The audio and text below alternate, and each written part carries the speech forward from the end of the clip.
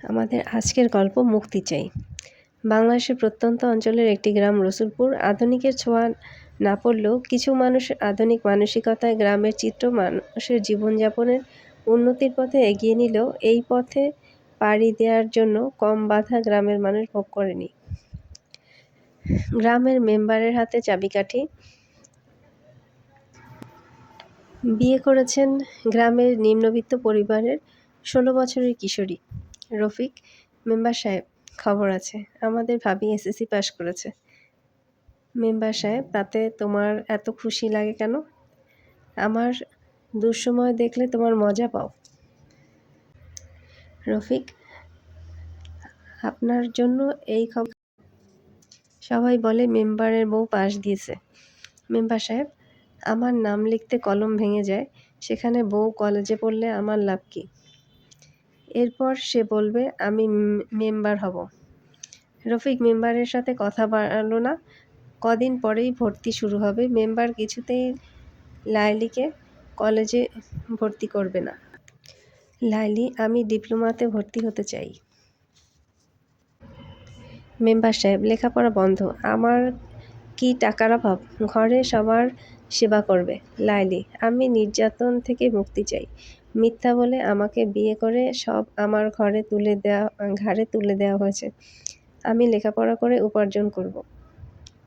Member: আমার ঘর ছাড়লে এই ঘর আর ফেরা যাবে না। 3 বেলা খাওয়া পড়া দিচ্ছি, সংসারে ঘানি না টানলে খাওয়া বন্ধ। গরুর দুধ খাবে, লাথি খাবে না, তা কি হয়? লাইলির বাবার বাড়ি থেকে তাকে সমর্থন দেওয়া হলো। মেম্বারের শিকল ছেড়ে সে শহরে চলে গেছে। দেখতে দেখতে 3 বছর কেটে যায়। শহরে তার চাকরি হয়ে যায়। মেম্বারের সেই নোংরা পরিবেশ তার আর ফেরা হলো না। মেম্বারের টাকার অভাব নেই। ঘরে এলো দ্বিতীয় স্ত্রী নাজনীন। মেম্বার সাহেব: কি বউ আনলাম! দেখলেই ফিট খায়।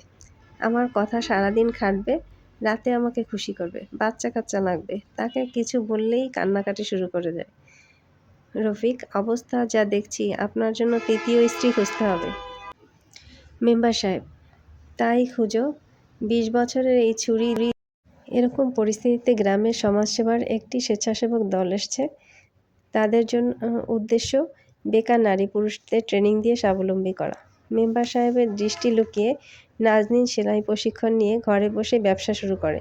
বিষয়টি মেম্বার সাহেবের কানে যাওয়া মাত্রই তাদের সম্পর্ক শেষ হয়ে যায়। মেম্বার সাহেব: আমার ঘরে বউ নেই, বিয়ে করতেই হবে। দেখবে কে? এত টাকা পয়সা খাবে কে?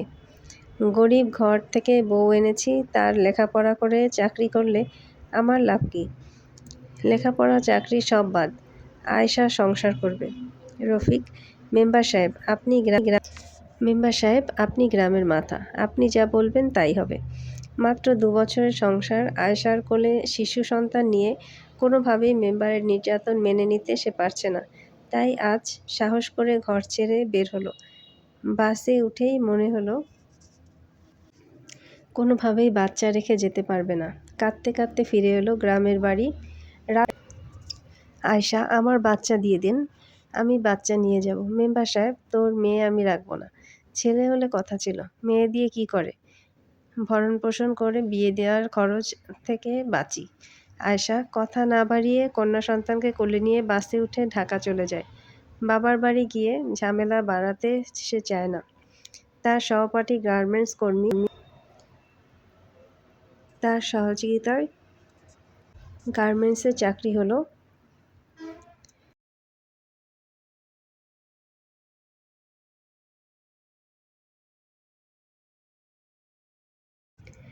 রাসেলের সাথে তার পরিচয় এবং বিয়ে হলো। বাচ্চা আয়েশার সাথেই থেকে যায়। আয়েশা যেহেতু তাকে খরচ দিতে হয় না, বরং সে খরচ বহন করে। রাসেলের সাথে সম্পর্কের অবনতি হয়নি। অন্যদিকে মেম্বারের চতুর্থ নিয়ে ব্যস্ত। গ্রামের মানুষ বলছে এবার না টিকলে আর কোনো সম্ভাবনা নেই। যারা চলে গেছে তারা মুক্তি পেয়েছে। অসংখ্য ধন্যবাদ।